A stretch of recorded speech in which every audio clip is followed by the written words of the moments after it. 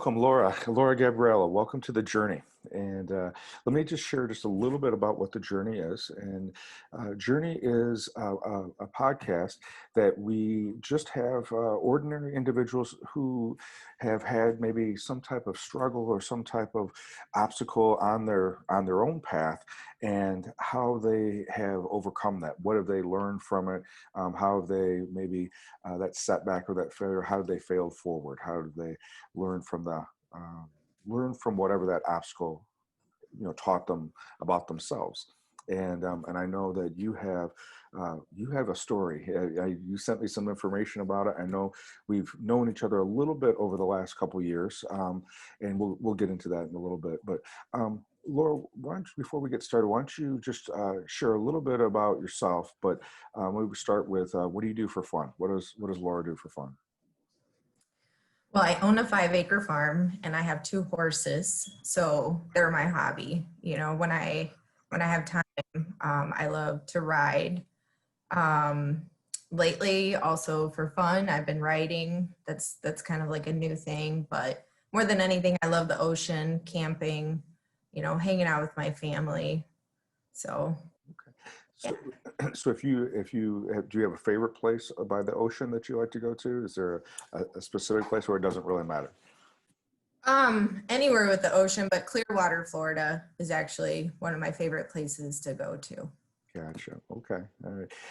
And then how did you get into horses? Tell us a little bit about um, how did the horses come into your life? So actually, it's kind of a funny story. My daughter, 17 now, her name is Kate. Since I can remember, every time I asked her, hey, what do you want for your birthday? She'd always say she wanted a unicorn. And let's say, probably about 7 years ago, I came across an opportunity of somebody was giving away a horse, right?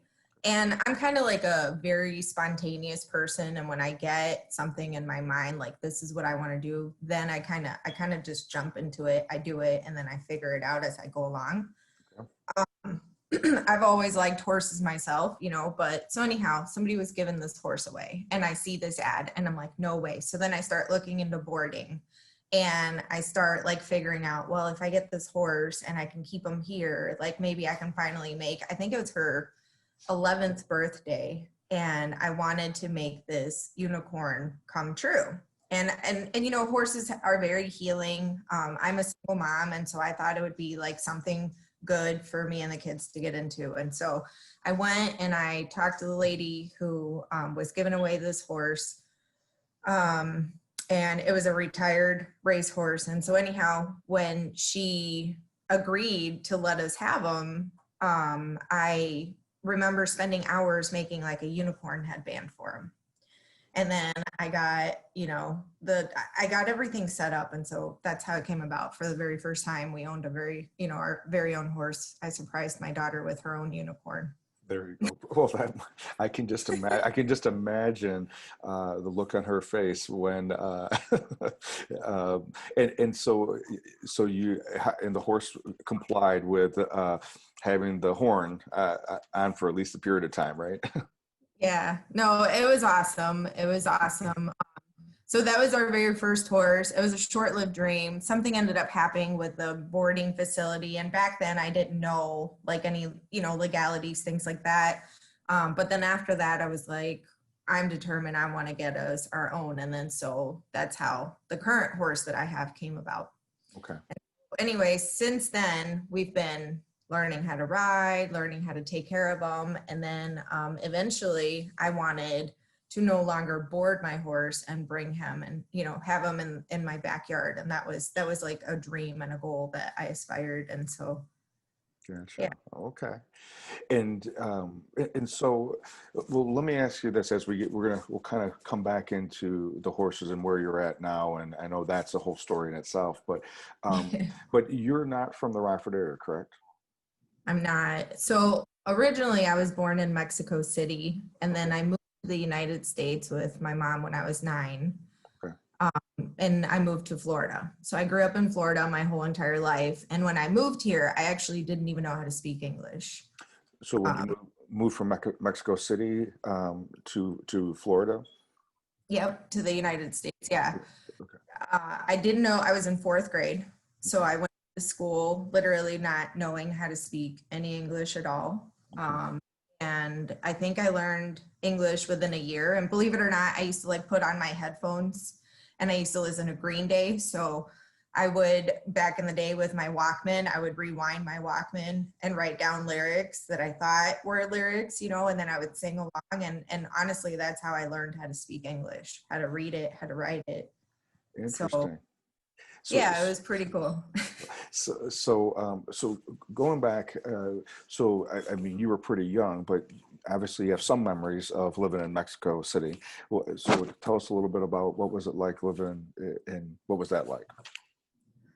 I mean, I have nothing but amazing memories of Mexico. We lived in the city, so we lived in like everywhere there were buildings. That's what I remember from it.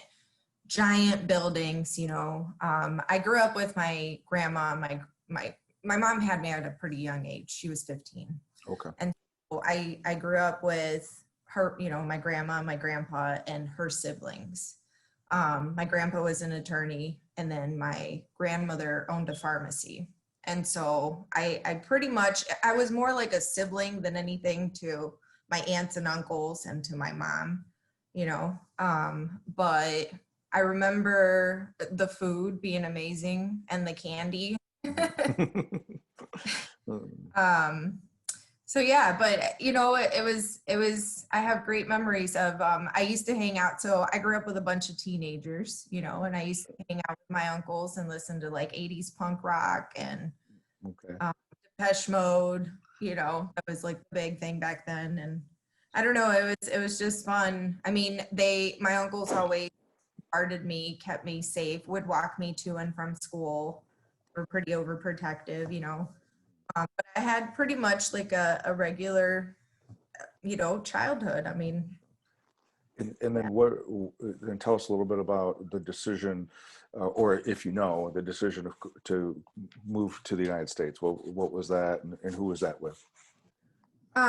well, so when I was 7, my aunt decided to move to the United States, which is my mom's sister.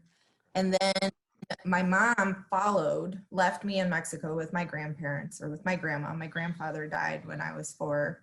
But she ended up coming back when I was 9 and saying, you know, hey, I'm going to get married and I want Laura to come with me. And so I remember one day just hopping on an airplane, flying to Florida, and it was completely different. Oh, I can just imagine. I can just Yeah. imagine. So, I have a couple people that I know pretty well, and they work in the. I'm going to probably get this wrong, but they work with individuals that are in high school, middle school, and high school, and English is their second language. And so, what are some of the things that you remember about? Was it you said fourth grade? You're in fourth grade, and not only is everything different, or I would assume was pretty different, but it's not. They're speaking English, and you don't know English. So, what was that like? What do you remember about that? Besides the Green Day, and how you. Yeah, no, it was pretty scary to be honest, you know, because everywhere I would go, I had no idea what people were saying. I mean, I didn't understand. So I remember it was kind of like a shock factor to me that I um I didn't know what people were saying. I mean, teachers, you know, I remember like they would ask me questions and I would be like, what? You know, like but I was enrolled in back in the day they had ESOL, which was English speaking of other students, or I'm not really sure what it stands for, but it's basically like a class that was designed to teach children to speak English. And so I would get pulled out of my regular classroom and go and sit with the teacher, and you know, she would teach me how to read, how to write. I mean, besides Green Day, obviously I did have that education. So, kids, I remember at first were pretty mean. They would make fun of me because I didn't know how to communicate with them. So I do remember that like feeling of just not, not being able to communicate. It was scary. Sure, It was sure.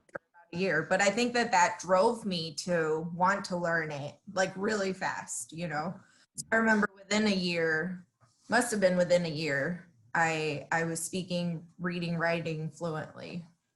Wow, So that's pretty impressive. And and you don't have an accent at all. I mean, maybe sometimes you do, but I don't hear an yeah. accent at all. So I mean, that I think under those circumstances, it makes sense that you'd be motivated, ambitious to want to learn, just to be able to kind of be at the same pace of everyone else. So, Yeah. so then you were in Florida for how long? And or where after that's in grade school. So were you in Florida until you graduated, or tell us a little bit about that? Yeah, so I lived with my mom for a couple of years. And then I went to go live with my aunt and uncle when I was about 11. And then I grew up with them, until I graduated high school, I lived with them. So until I was about 18. And then right around 18, I kind of ventured off on my own. I fell in love, and, I decided right after high school I wanted to get married. And so that's what I did. I ended up getting married and had my own little family. So, all throughout my life, I mean, I felt, it's not that I felt like I didn't belong. I just kind of felt like I didn't have a family of my own ever. Mhm. I mean, my mom was so young, that we were more like sisters than, so we never really had that mother-daughter relationship. And then going to live with my aunt and uncle, they were amazing parents. But I still felt like, these aren't my parents, they're my aunt and uncle. So I feel like that's really what drove me to get married at such a young age. I just wanted that belonging, to feel like I had my own family, my own, someone to call my own, having kids, a husband. So I was married until I was 28. So Um, about 10 years. yeah, yeah, we were together about 10 years. And um, the relationship just kind of spiraled. It was my dream come true at the beginning of the relationship, but then, he started displaying abusive tendencies, like later on in the marriage, right around probably 8 years. And I mean, all throughout, there were things that were happening in my life that I kind of overlooked, and I didn't realize that they were abuse and control. But then right around the 8th year mark, he started being physically abusive to me. And so that was what started kind of like, opening up my mind and opening up my eyes that, he was abusive all along, just in different forms. So at 28, I decided, I mean, it was a vicious cycle that I was stuck in. It was really sad. I mean, he would hit me and I would make up excuses for him, like, no, he didn't mean that. This is not who he is. And I would always go back. It didn't matter how much I tried to leave or whatnot. For 2 years, I was stuck in that vicious cycle of, not leaving. And then finally, it got so bad that I ended up in the hospital one day. And when I ended up in the hospital, the authorities got involved. They arrested him for domestic abuse. And even then, though, I was still so in love and so blinded by the whole thing that I wanted to protect him. So I like refused to testify against him. He was still the father of my children. He was still a good man who just needed help, in my opinion. So I thought, but eventually I decided, it was actually a judge that told me, you need to leave with your children before you wind up dead. And from that point forward, I didn't have family anywhere else. So I kind of just picked a state where I knew somebody. So here in Illinois, I have an aunt and 2 cousins. And so one day I packed up a U-Haul and we we moved to Illinois. But even still, like, it was crazy because even still after I moved, it was like, in my mind, I still wanted him to follow us. Maybe if I move out of state, he'll follow us and we can fix this. We can fix our family. We can work on it. You know, I can get him away from the environment that he's in, and maybe that'll help him change. Like, that was honestly my mindset. And so when I moved to Illinois, I kind of, I mean, not that I went crazy or anything, but, you know, I started dating other people and whatnot, trying to kind of the mentality of you have to get under someone to get over someone. And right around 3 months after my divorce, I ended up pregnant with my third child with Lincoln. So I remember calling my ex-husband at that time. He was the very first person that I told. And I was kind of taken back and surprised by his reaction. He told me, well, if it's a girl, we can fix our family and I can, you know, think about helping you raise her. But if it's a boy, I'm not going to raise another man's son. And so back then I was just kind of like, you know, okay, it gave me some sort of hope. But then when you get into like after that point, I ended up finding that my daughter was being abused by him her whole entire life. And so then that response kind of made sense, like, whoa, you know, this is an extremely sick person. He needs more than help. So is your daughter, I know you have 3 children, and the youngest one, Lincoln, was not with your husband, but your other two. What were their ages at the point when you got divorced? So Kate and Zachary were from my marriage, and when I got divorced, they were 6 and 8. 6 and 8. Okay. Yep. And so that's when we moved to Illinois, when they were 6 years old and 8 years old. Zachary was 6, Caitlin was 8. Okay, gotcha. All right. And so so there was about 2 years or so where you and your husband were together without children, and then Caitlin was born around that 2-year mark.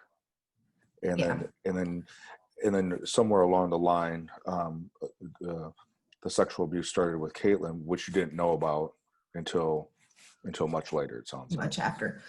Actually, so I guess I should back up. So Kate, so we were dating, but I met my ex-husband when I was like 16. So Okay. I guess I should back up. Yeah, maybe I have the timelines wrong, because we were together. We were only together 6 months before we decided to have Kate. So the actual marriage lasted 8 years. So I apologize. Oh, okay. My timelines really, get confused. But yeah, Sure. no, because we had them right away. But yeah, she was only 8 years old when I found out that she had been sexually abused by him. I'm so sorry to hear that, because again, I think that's sometimes what people don't really understand is, as you were talking about domestic violence, it's like, well, the person who isn't aware goes, well, you should just walk away. Or how could you not know, that Kate was getting abused? I mean, but there's so many different variables go on. Maybe if you could just for a sec speak on that. You talked a little bit about the domestic violence cycle and you didn't use these words, but we refer to it as the battered wife syndrome. And so if you could speak a little bit to, in the midst of all that darkness, how there's enabling going on. There's all the thoughts that we say to ourselves that keeps us there, let alone the language that he was using with you as well. So maybe if you could just share a little bit about what that was like, and what the fears were, and what kind of kept you stuck in that cycle. Well, so he was extremely charming. And, back then, I mean, I didn't recognize those red flags, right? But he was extremely manipulative. He was very good at it, but he did it in a very loving way. So it was, it was as if he kept this blindfold over me, right? Because he was affectionate and he was loving and he was caring. And even after he would hit me, he would always come back. I'm so sorry. I didn't mean to do that. And you know, but then as things started getting worse, it was, you know, you're never going to be able to like leave and find anybody better than me. Started, you know, planting those like those seeds of self-doubt in my mind. You know, how am I going to do this without him? Even though like I should have known better, right? He was always in and out of a job. So I was always like the breadwinner and the one that provided financially for the family. But he had me so fooled into believing that I was never going to be able to do anything without him, you know, and the way that he went about it, like I said, it was just, I don't know. I feel like I was under a spell. I mean, that's kind of, you know, he was just really good at hiding the monster that lived within him. Sure. That's the best way that I can describe it. You know, I didn't see it, but I was stuck in that cycle because, you know, I thought he was a good person. I didn't see through the violence. I didn't see through the abuse. And even though, so when we back up, my son Zach was 6 months old, and let me just, you know, this was very, very new into my marriage. Well, by then it was we had been married, let's say 2 years. We had been married about 2 years. And I remember being at work and I got a phone call at work from him saying, hey, you need to come home. Zachary just fell off the bed. And I was like, well, why was he on the bed? What do you mean? Like, why wasn't he in his crib? Well, he was sleeping so soundly. I left him on the bed, you know, and then he rolled off the bed. And I can't get him to stop crying. So I remember rushing home to try to get to my baby at that time. And when I got home, my baby was sleeping in the crib. When I picked him up from the crib, I had never heard a kid or a baby scream like this, but it was kind of like a dog yiping, you know, when they're in pain or when, so the minute that I touched his leg, I knew something was wrong.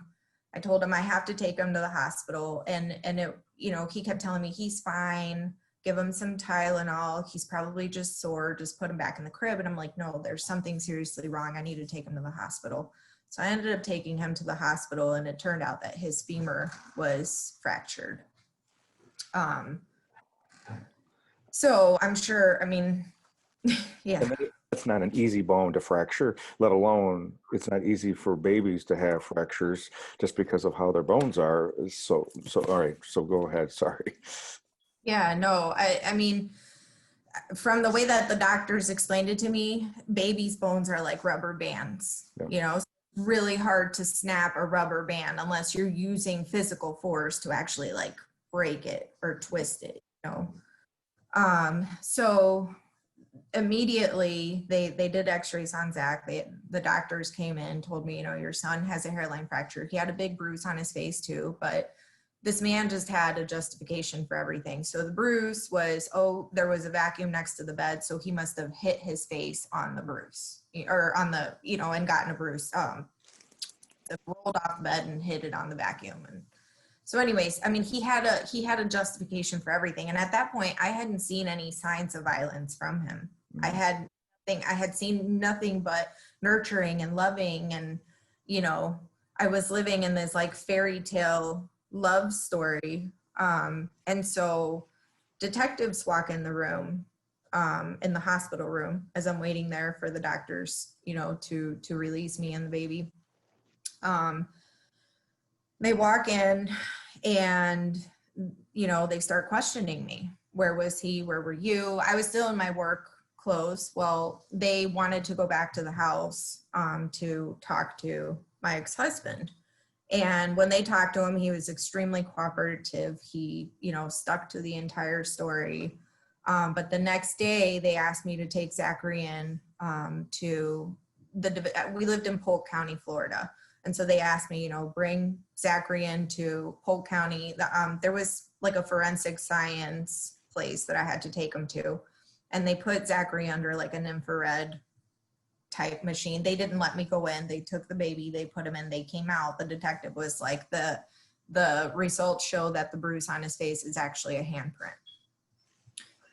So I guess I should back up. When I met my ex-husband, he had a criminal background, and you know, unfortunately, it was always he was grooming me the entire time to make me believe that authorities, police, the law, they would just, you know, they were after him, like they, you know, they were the bad ones. He was a good man, but they were the bad people trying to get him for one reason or another. And so that's the mentality that he had groomed me with for the, you know, for the 2 years.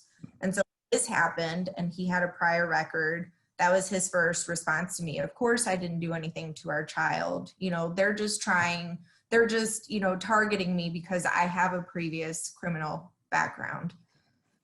So anyhow, long story short, they ended up convicting him. He took a plea bargain. So instead of aggravated child abuse, he ended up taking a plea bargain to child abuse. But the way that he, you know, presented it to the family, to me, was, oh, I'm going to do this for my children and you so that I don't go away because I need to be here to provide for you guys. And the whole time, you know, like when I think back, I want to shake my old self and be like, you're an idiot, you know, like, what were you thinking?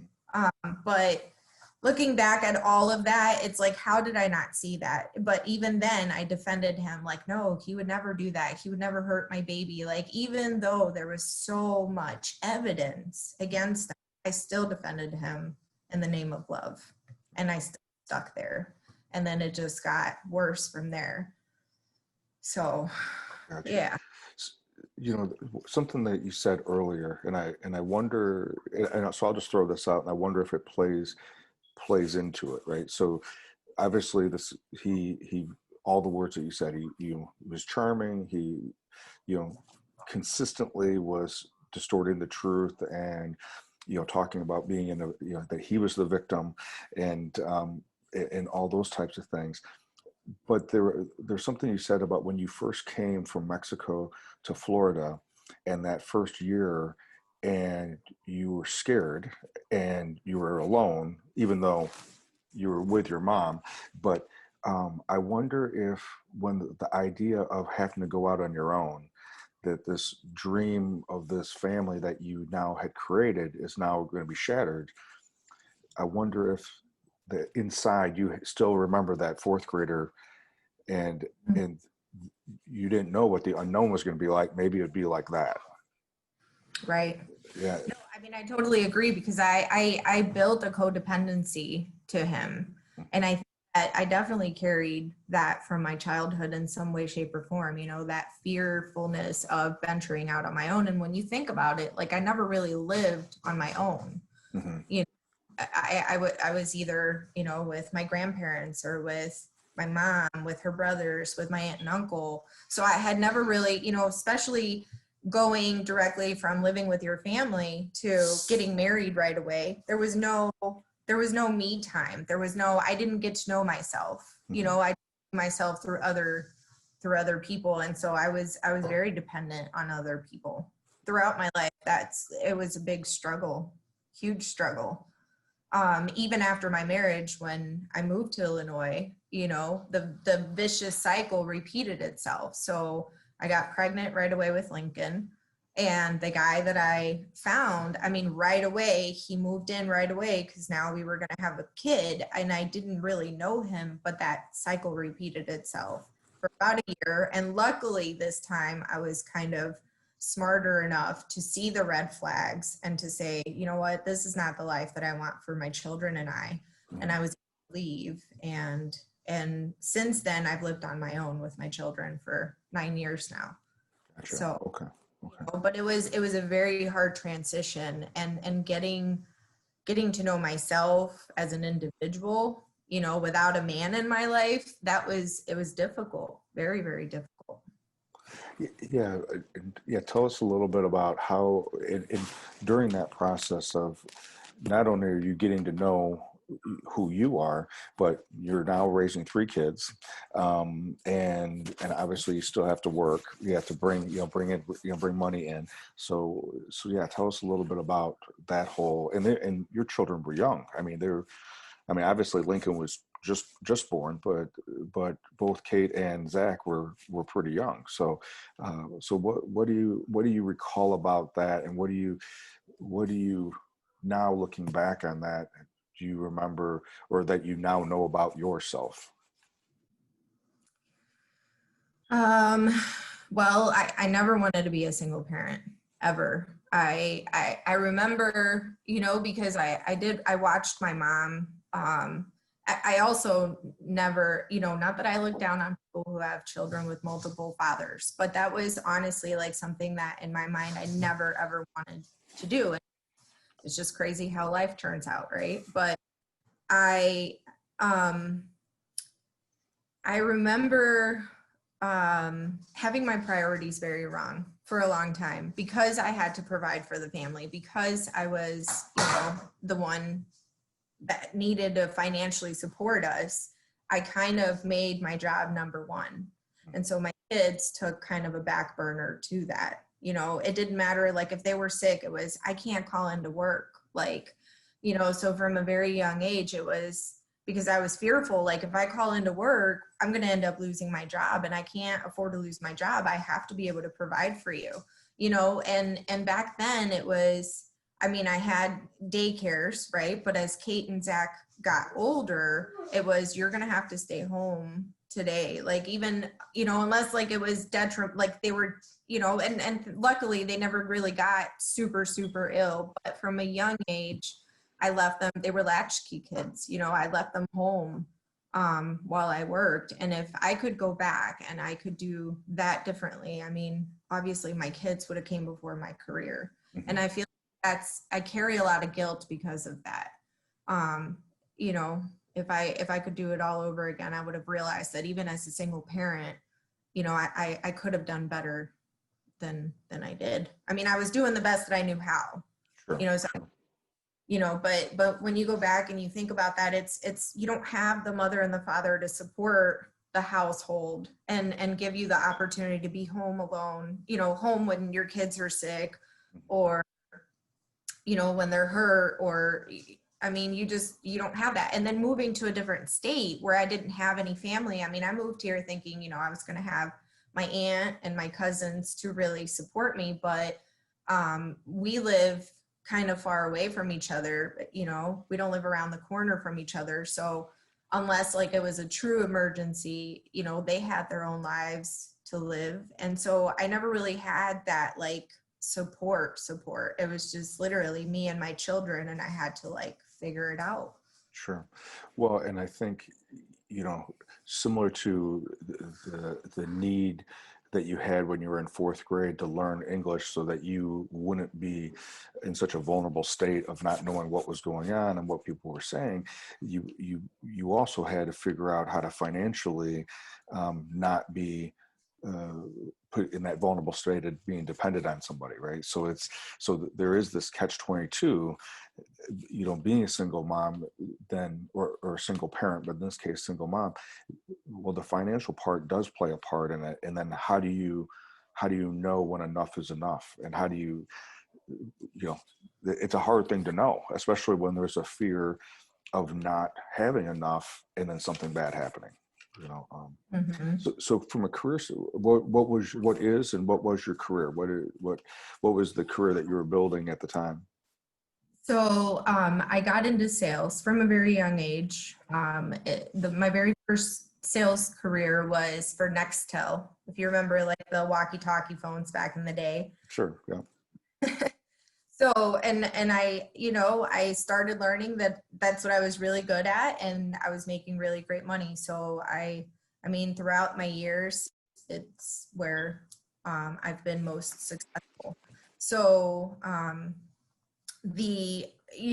was making a six-figure salary. I was providing a great life for the kids. At one point, I was able to put them like in private school here in Rockford. And so I thought that, despite of everything that we had been through, I was really proud of myself where I was at, financially, and the type of lifestyle that I was able to provide for the kids as a one income household.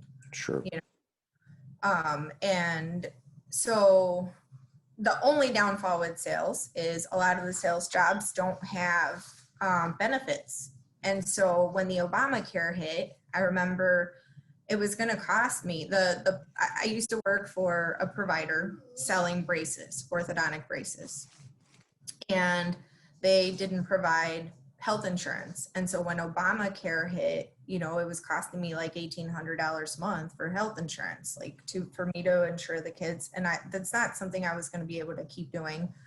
So, I had worked myself up to a level where I had management experience, customer service management, sales. And so there was an opportunity for a supervisory role for the city of Rockford.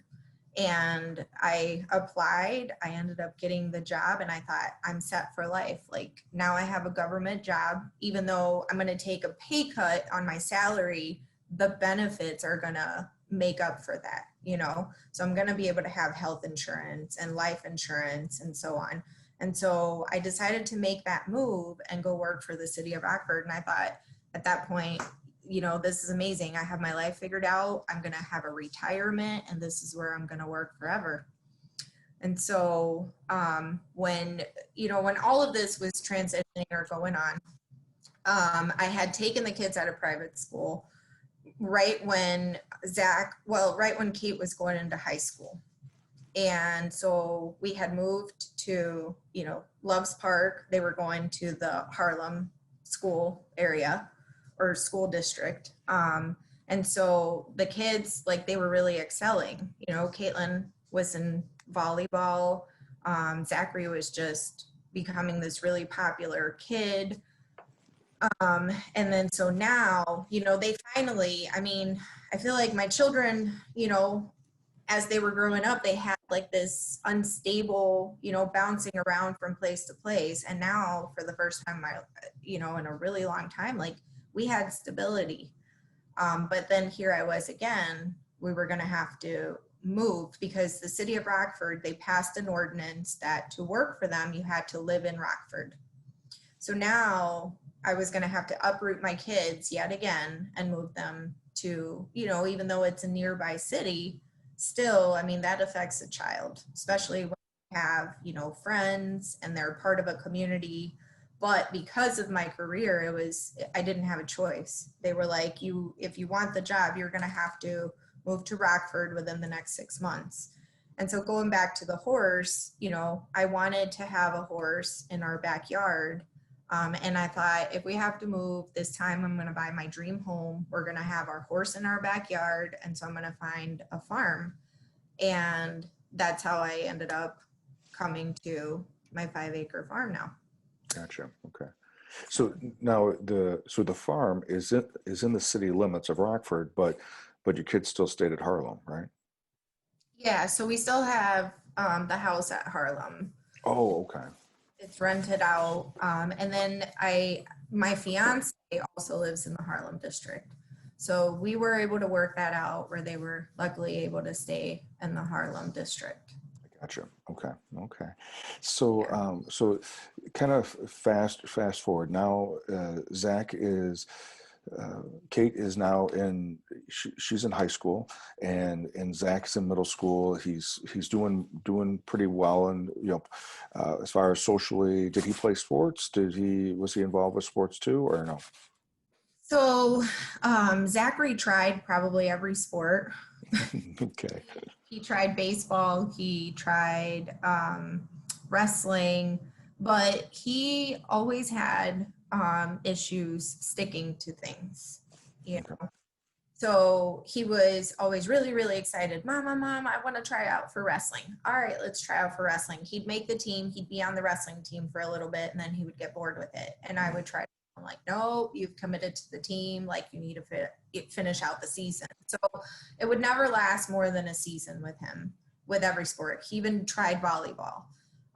But when there was a summer when the kids went to go visit my mom in Florida, It was the summer right before his 14th birthday. So I think he was 13, 12 or 13 when he went. And she had a little keyboard, and he FaceTimed me, and he's playing this keyboard and just figuring out songs on the keyboard. And all of a sudden when he came home, his birthday was in June, and he was like, hey, what do you want for your birthday this year, Zach? I want a piano. And I went on Craigslist and I found an old beat up piano, and I'm like, all right, let's do it. And I brought it home, and honestly, it was the best gift I could have ever given my son, because that was the one thing in his life that he committed to. He would play all day, every day. He taught himself how to play, anything from Mozart to like 21 Pilots, new age rock and classical music. I mean, he would sit there for hours, and it got to the point where he would play so much that I would be like, okay, it's time to buy him a keyboard and some headphones so he can play in his bedroom, because it would become overwhelming sometimes. But yeah, that was his thing. So he loved music. I mean, from a young age, he always loved music, and he always loved working with his hands, doing things with his hands. So it was pretty cool. Gotcha. So that may go back to kind of the influence that you had with Green Day and by your uncles influencing you with music, and that had planted seeds somewhere within Zach that just needed a time to kind of emerge, right? Yeah, absolutely. I mean, we're definitely, concert goers since the kids were, I don't know, since I can remember. I mean, I drag my kids out to concerts, and we travel around and go on like family road trips and stuff. That's actually one of the greatest things. And with this COVID thing, I'm like, I just want to go to a concert, Sure, I relate to that. I don't even remember how many years we would go as a family, go to Country Thunder, and what I enjoyed most about that was just it would be for 4 days, or typically 3.5 days, where I had no phone reception. I couldn't get a hold of anybody. No one could get a hold of me. And from 2 o'clock in the afternoon till 10 or midnight, it was just music. And you're outside. It was perfect. I always enjoyed that. And of course this year that all got postponed. So, I know, it's terrible. yeah. So kind of fast forwarding, I know that you shared with me and that going into Zach's freshman year, right? He was Mm-hmm. he was at what was then H9, or at Hoffman at that time. Mm-hmm. Tell us a little bit about what happened, and kind of bring us up to speed with Zach at that point. Well, so my kids and I have always had like a really open relationship. And because of the circumstances, because of the abusive background and things like that, I just always felt that it was really extremely important to talk to them about everything. And I mean, people would probably deem my conversations with my children inappropriate, but we would talk about drugs, sex, alcohol, whatever it was, and so Zach, the summer before his 9th grade year, he was quite the little heartthrob, and all the little girls would fight for him, and there was always some sort of drama with girls. He's my boyfriend. No, he's my boyfriend. And I was the type of mom that would tell him, Zach, you're not going to get married anytime soon. Put your education first, learn from my mistakes type thing. Right. But always treat women with respect and so on. And so right before his 9th grade year, he had came to me and said, Mom, I have to tell you something. I lost my virginity. And I thought, Zach, you're only 14. Seriously, that's way too young. And he talked to me. I was safe, whatnot, but the reason why he wanted me to know is because he didn't know how to break up with this girl. So I told him, I'm like, girls have a tendency to get very emotionally attached. Once you start doing things like that, you have to just be safe and just be nice about everything. Well, anyhow, he ended up breaking up with this girl. And then he ended up losing, like she ended up dating his best friend. And so Zach, being the friend he was, he called this kid up and was like, you know, hey, I just want you to know, like, I slept with your girlfriend. I mean, these are kids that are like 14, 15 years old, you know, and I didn't know of this at the time. Go ahead, sorry.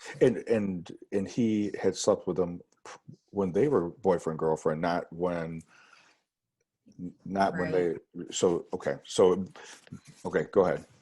But he wanted, because the kid was his best friend, he just wanted him to know, like, Sure. hey, she's your girlfriend now, but I just want you to know over the summer this happened with us. So the girl denied it.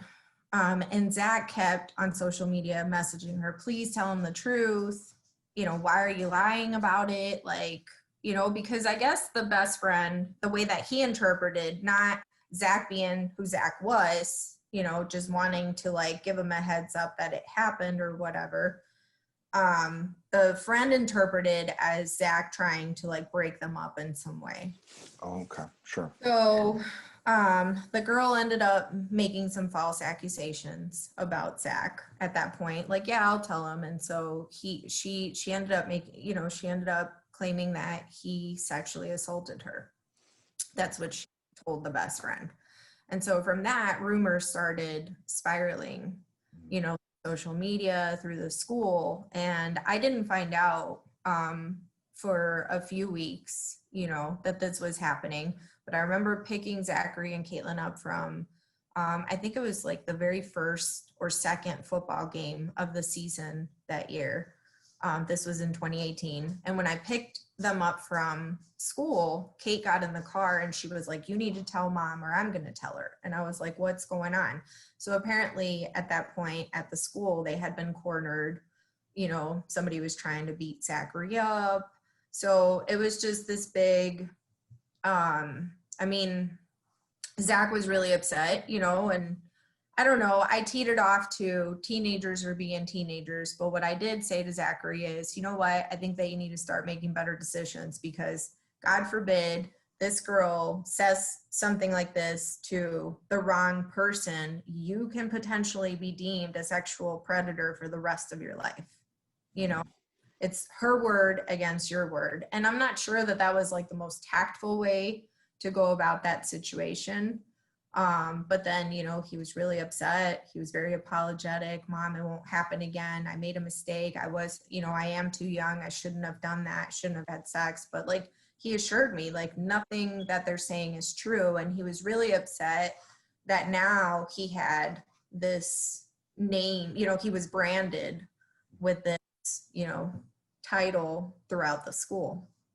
So I thought things would cool off, you know, and the next week I remember picking up, there was another football game and I picked Zachary up from that football game. And when he got in the car, he kind of just looked like dazed and confused. You know, I could tell he was high. And I asked him, you know, like, are you high? He tried to lie to me.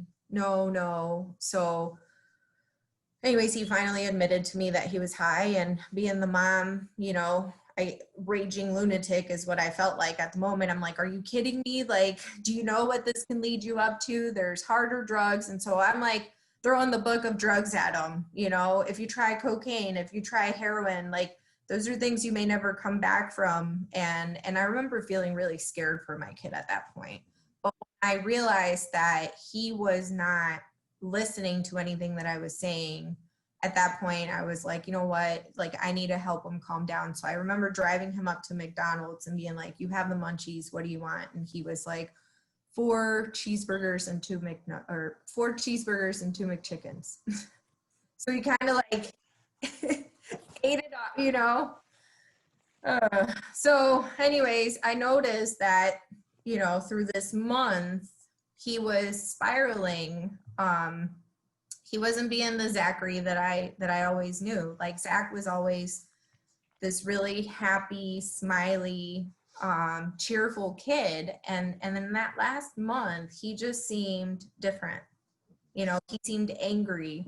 And he seemed impulsive. He was making really impulsive decisions. And so anyhow, one day, it was a Sunday, I had gotten the phone call. So I had put an offer on my farmhouse, and I had gotten the phone call telling me, congratulations, we've accepted your offer for this house. And so I was really happy. And I told the kids, I got to go give it, I got to meet with the realtor. I got to go give them the earnest money check. And Zachary at that point was like, can I go hang out at the football field with my friends? And this was, it was a Sunday. So I'm like, no, you're up to no good. If you go hang out at the football field with your friends, you're just going to go get in trouble. So I remember him getting really upset about it, went upstairs, he slammed his door.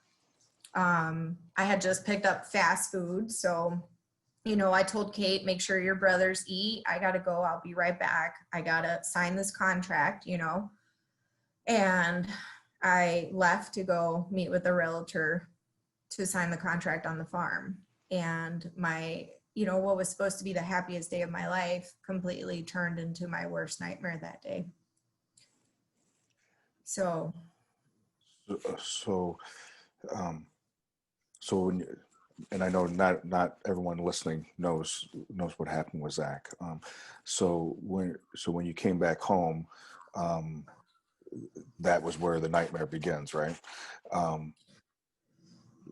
yeah, it was, so as I was leaving the farmhouse, I had just called my mom and everybody, like, I'm super excited, Sure.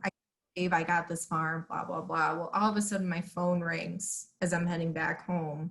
And I actually ended up taking a detour. I was with a friend and I wanted to see how far my job, was going to be from the farm. And so we decided to take a detour and go see how far away the job was. And while we took this detour and we were on our way back home, I ended up getting a phone call from Kate, and she was hysterical, and I kept asking her, like, Kate, what's going on? What's going on? Please talk to me.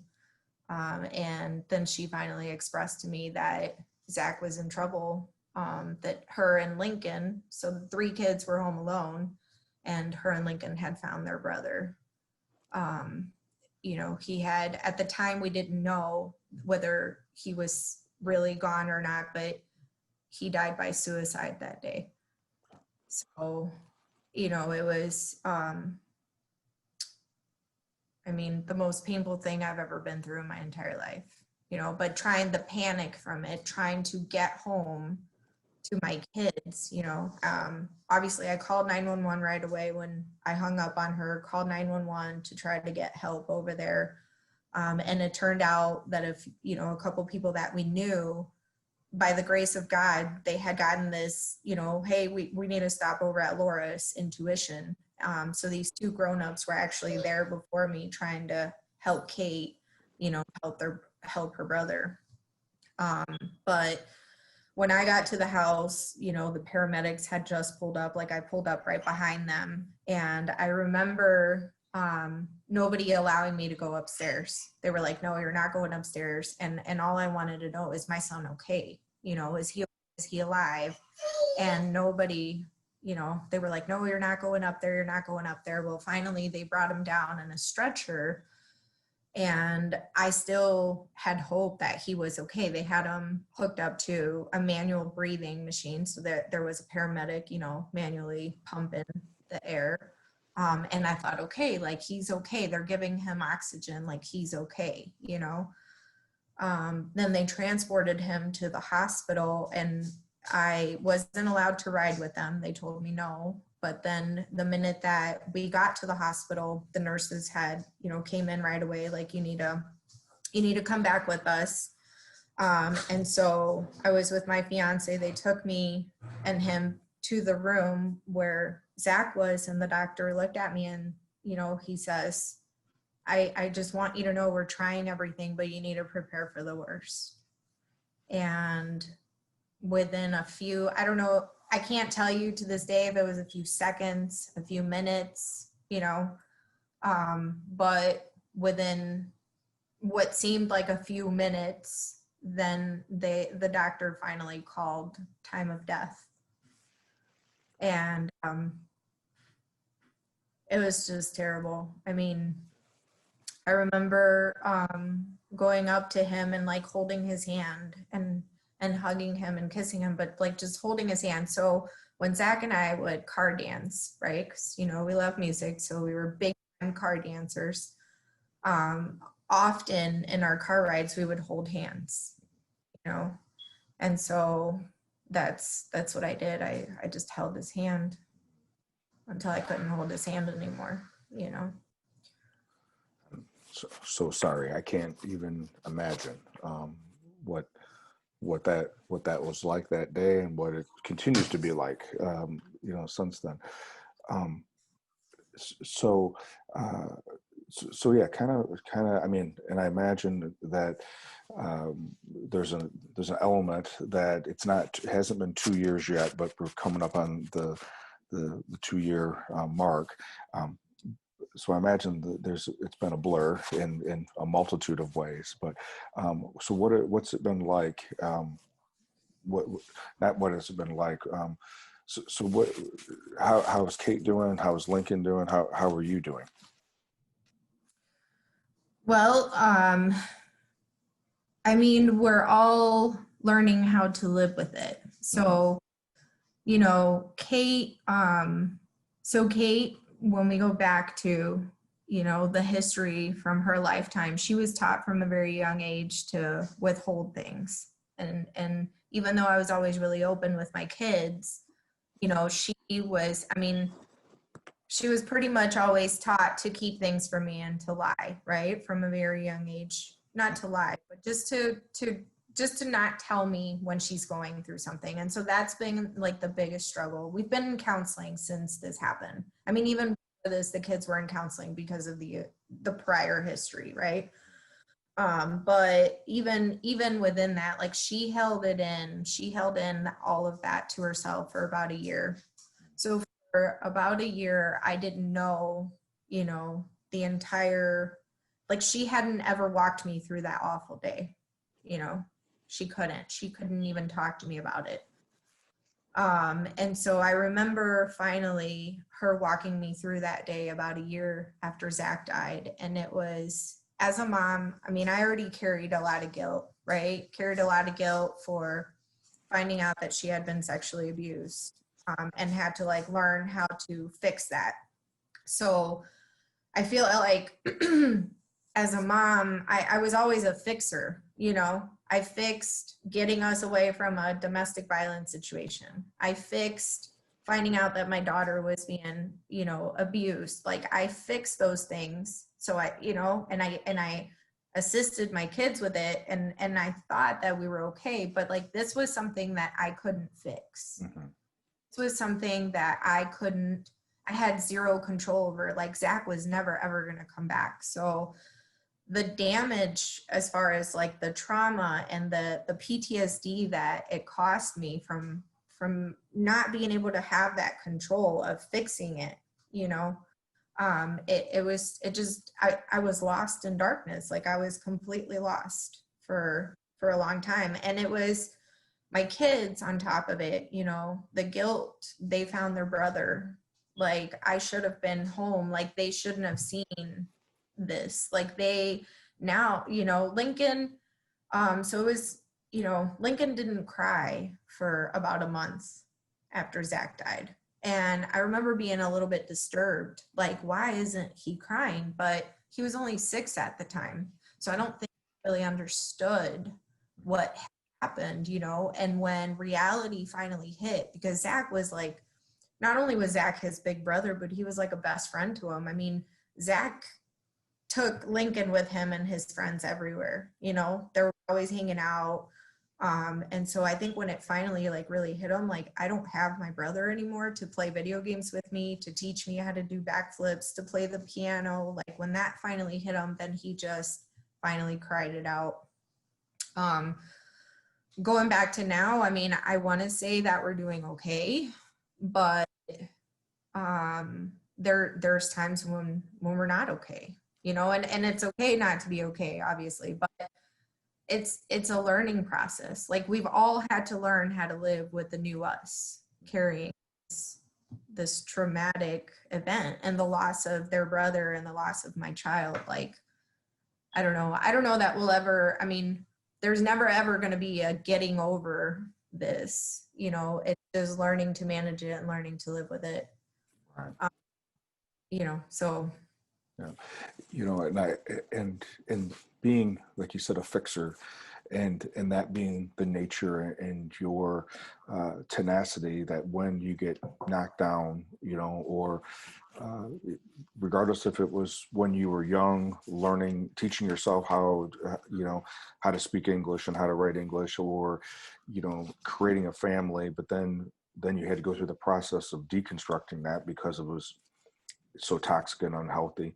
Um, it, I know that a lot of times we want to know, why did something happen, right? And and and what I've come to learn about suicide is that it's so complex. There's so many different layers. There's so many different variables that play into it. There may be something that's a tipping point that tips things over, but it may, um, but there's a multitude of factors that play into it, that lead to that tipping point. And then sometimes it can be a person doesn't necessarily, they're impulsive. They don't necessarily think all the way through.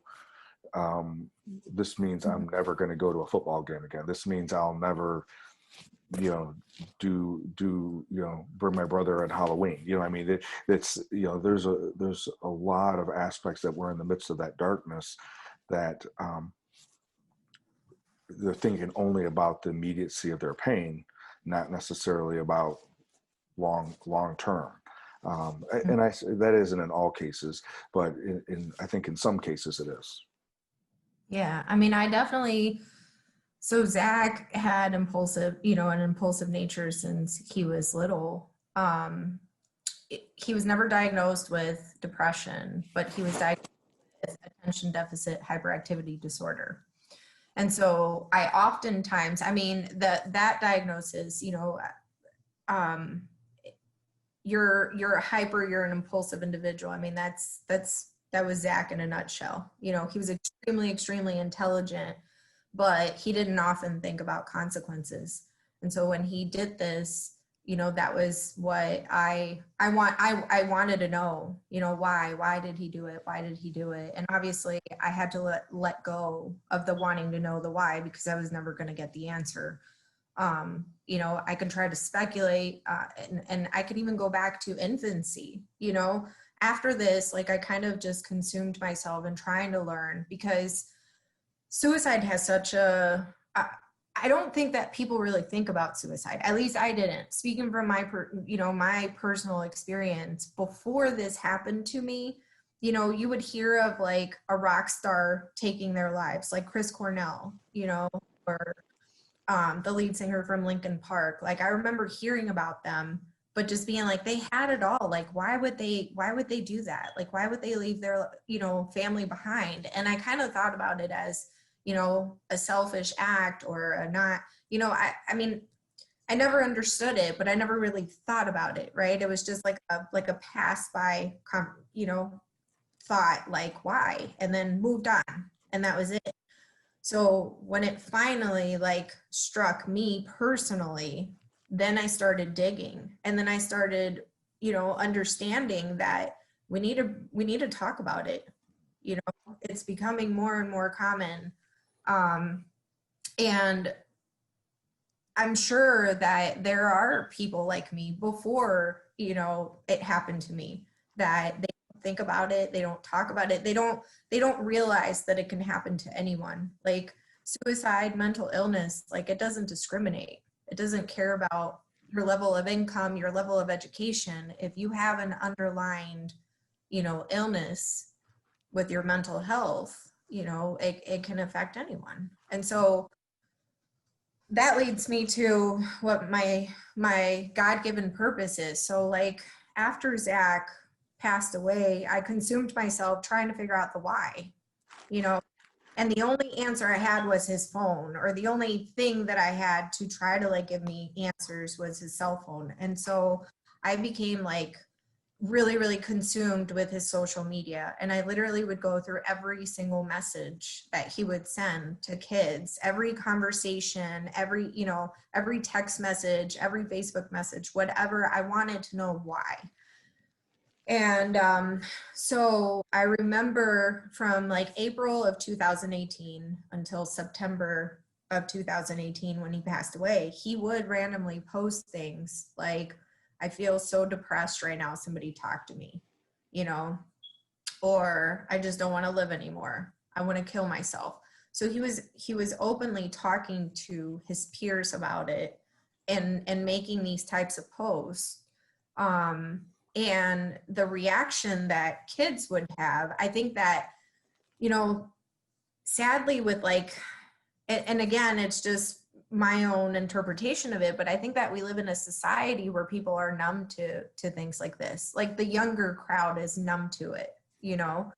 And I feel like when my child was crying out for help, you know, kids didn't recognize that because they, you know, to them, it's just the norm maybe to say, hey, I want to kill myself today. I mean, I don't, you know, but when that happened, when I started seeing that, I started posting in his Snapchat or on his Snapchat, like, you know, if you're feeling sad today, please know that, you know, pain ends, like hold on, pain ends, please have hope. And I started posting messages to kids of hope to encourage them to want to live and to encourage them to open up. Like if they are struggling, reach out to an adult. You know, if you have a friend who's struggling, you know, who makes statements that they want to die, please reach out to an adult, reach out to somebody that you trust, whether it's a teacher, you know, a neighbor, a parent, a police officer, like whoever, just reach out. And when I started doing that, kids started reaching out to me. And the conversation always started about Zach. You know, I knew Zach in school. He was amazing. It was this and this. And they would start telling me stories about him. But in reality, it was them connecting to his feelings and connecting to what he had gone through to open up to me and tell me about their own struggles with depression and suicidal ideations. And so I believe that God was kind of like aligning that, you know, he was giving these kids an outlet through me, even though I didn't see it at that time. But I see it so clearly now, like God was turning this awful, traumatic story and using it for good to save other kids, to help them, encourage them, you know. And so all of this was going through in my darkest moments. And it got to the point where like I would contact parents, you know, hey, your child like messaged me. I know you don't know me personally, but is there any way I can take him out to lunch? You know, is there any way that I can sit with, you know, your son or your daughter to talk about my son and what he went through so that somehow maybe we can, you know, get them to open up more. And so I started taking kids out, hanging out with them. And the more that I sat down with them and the more that I talked to them, you know, and asked them like, why do you want to die? I started getting answers that to me were like mind blowing. They would tell me, you know, my clothes don't fit in.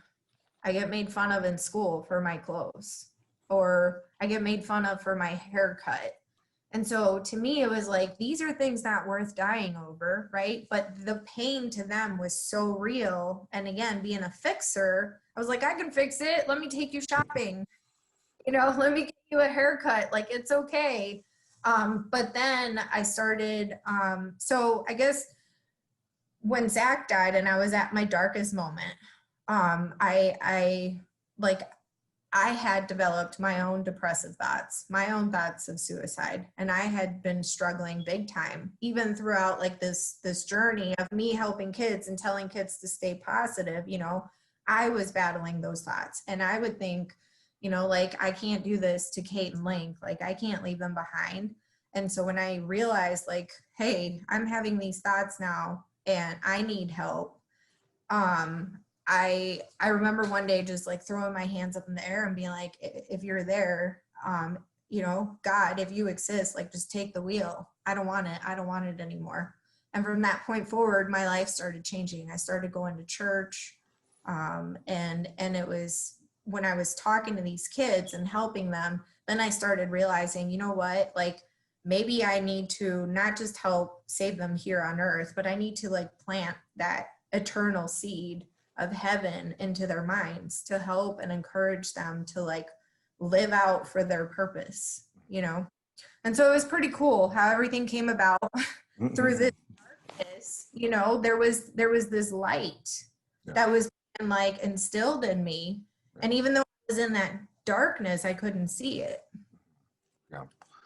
And I think, I I think that that opportunity in the darkness is almost always there, but there's times when we're in that darkness, we do anything and everything just to try to get through it. So that's, we may, some people get busy with work, and some people, get distracted with another relationship, or get distracted with, just trying to make the pain go away, but it's constantly just the symptoms of it, not really that bigger thing. And I think, what I heard you just say is that we call them protective factors in the counseling world. What's Laura's protective factors? So no matter how dark it got, you knew that you couldn't leave Kate and Lincoln. So that was a protective factor that put you in a double bind, that no matter how dark it got, I couldn't do this. And because you knew the pain that you were going through, and all those things. So that may keep you safe, or at least safe from hurting yourself, but it doesn't fix the problem. We still need to go through that, like you said, finding your purpose, being able to open yourself up to know, oh, so this possibly is the meaning that came from this tragedy. And David Kessler talks about the 6 stages of grieving, and the 6th stage is meaning, that because of this horrific loss, there is some level of something bigger that's going to come from it that wouldn't have happened if this wouldn't have happened. And in that, like you said before, it doesn't replace Zach, but it does allow, there's a sense of mission or a sense of purpose, that like you probably have said many times, you would rather exchange, and have Zach back, but that isn't going to happen. So then what can we do to try to help other people so they don't make the same choice? So go ahead. Sorry. So, well, and so just I know you have a lot, you still work for the city of Rockford. Is that correct? No. So when Zach passed away, so I had just started a month before Zach passed, in this probationary period. And with the city, you can't miss any time from work. Okay. I ended up losing my job from the city of Rockford, but I, within this journey, and living in the farm and moving to the farm, I became a Christmas tree farmer by accident. There were 1,500 Christmas trees on my farm, and I thought I was going to cut all of them down just to build stables and have more horses. But it had been an existing U-cut Christmas tree farm for 40 years. And so when we moved in, we moved in like the Monday before Thanksgiving, and that Friday people started coming, cutting trees down. And that was actually very healing, being around people. So then I have a building on my farm that I ended up, during my grieving, also rehabbing and turning into an event venue, because I wanted people to continue coming to my farm throughout the year. Because what I noticed, or what I was living through, is sharing my story and having these people, on my property. It was just really healing for my children and I. So I did that for about a year. Then the neighbors kind of put a kibosh on it. They put in a complaint with the city about noise. And so I've been fighting to be able to reopen for the last year. And so I have had to go back to work. I work currently for Carey in Beloit. It's a supplying company. But on the side of things, I just currently opened my own nonprofit organization called Marshmallow's Hope. And so Marshmallow was Zachary's nickname. And Hope, you know, I saw it stands for hold on, pain ends. So my hopes is that, you know, I can get that up and going and continue helping teens throughout the community and even nationwide. I mean, the outreach of kids, you know, and like you said it perfectly. There's not a day that I don't wish that my child was here with me. And I feel really selfish for wanting that, right? For wanting him to be here because he was hurting and he's not hurting anymore, right? But I'm just overwhelmed by God's greatness of turning this horrible thing in my life and using it for good. Like through Zachary, I feel like I'm saving kids from making the same choices. And I never ever want any other mother to feel the pain that I feel, you know, or any other sibling to ever have to find their sibling like my kids did and then have to carry that pain forever and just losing their sibling. Like I just can't live with the thought of somebody else having to carry this pain. So, you know, I'm proud of the fact that through my son's story, people are opening up and people are hearing us. And even if it's just one, Kevin, even if it's one life that we can save through Zach's story, like to me, that's, you know, it's worth it. It's amazing. Yeah. So, and then the last thing that I worked on was because I feel it's so important for our story to be heard. I actually just wrote a book called Lost to Darkness, Enlightened by Grace. And so on Zach's second anniversary, passing anniversary, which is September 16th, the book's going to be coming out. We're doing a current pre-sale for it, but it talks about the entire story of my life and Zach's, you know, suicide. But it ends with our story of grace, which is our purpose, my purpose. Perfect. Well, you have definitely an amazing story, you know, as you illustrated today, talking about, you know, the whole journey, and obviously continuing now with even a greater conviction of what your purpose is, even though it was in the midst of, you know, the tragedy of Zach's passing. I just ordered your book yesterday, so I'll be looking forward to reading it. What would be the best way if people wanted to either get a hold of you, you know, learn more about your nonprofit, or you know, find out about the book and how they can get a copy of the book? What's the best way for people to reach you? Well, I'm on Facebook, Laura Gabriela. And that's Gabriela. So people can contact me on there. Also, lost to darkness help at gmail.com. People can reach me through that. And then on Google, if they just, you know, Google Marshmallow's Hope nonprofit organization, we're getting our website up and going, but there's contact information to get in touch with us for the nonprofit as well. So perfect. Well, thank you very much. If there was one thing that you wanted to leave the listeners with, what would be something that you'd want to leave the listeners with? Never give up. Never give up. Even through your pain, or it doesn't matter what life, you know, what journey you are today in your life or what chapter of your life you're on. Just know that you were created for a purpose, and no matter what you're going through, you can overcome it. You just have to push through and keep living, and you'll, you know, I just hope that I'm able to inspire you to just continue on, you know. Oh, great.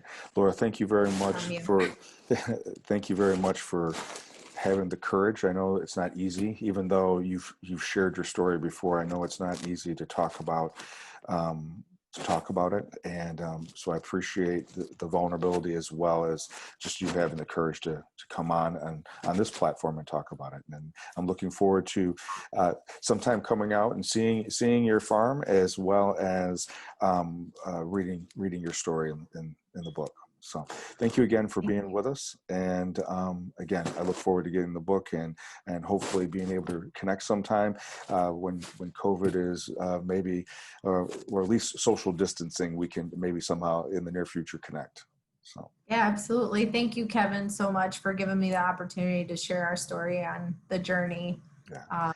And thank you for everything that you do for our community. Not a problem. Thanks, Laura. We'll be talking to you soon. Okay. All right. Thank you.